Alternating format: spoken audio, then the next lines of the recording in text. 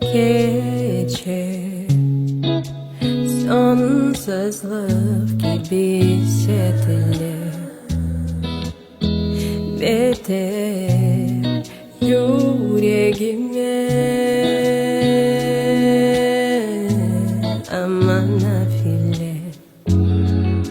Son satırımız, son ibaremiz, bağlamaz artık yaramız. Dünyam karardı, bak neler oldu.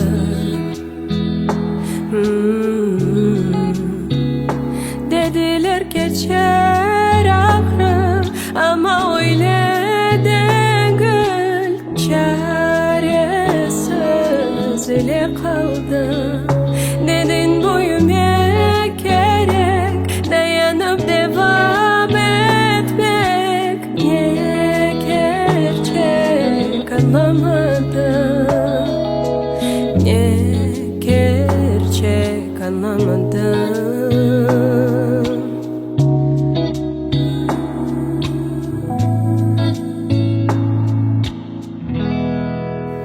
Ne kadar uzun, ne kadar uzun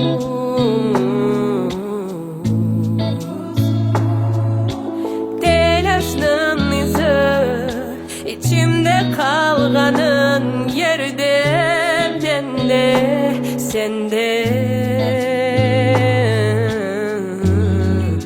Son satırımız, son ibaremiz, bağlamaz artık yaramız.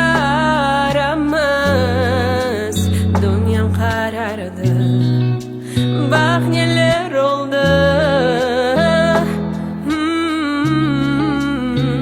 Dediler geçer ağrı, ama öyle değil.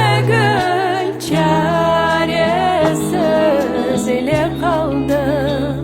Dedin büyümek gerek, dayanıp devam etmek. Niye gerçek anlamadım.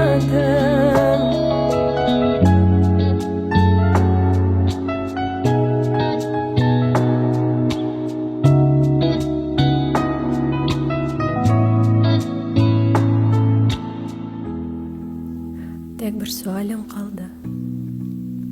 Айтмаға неге кеттің? Yok mu başka sebebin? Unutma için. Yara kapansa da içimde ağıra. Айтмаға geçer ağrı, ama öyle değil. Çaresiz ile kaldım. Dedin büyümek gerek, dayanıp devam etmek. Niye gerçek anlamadım.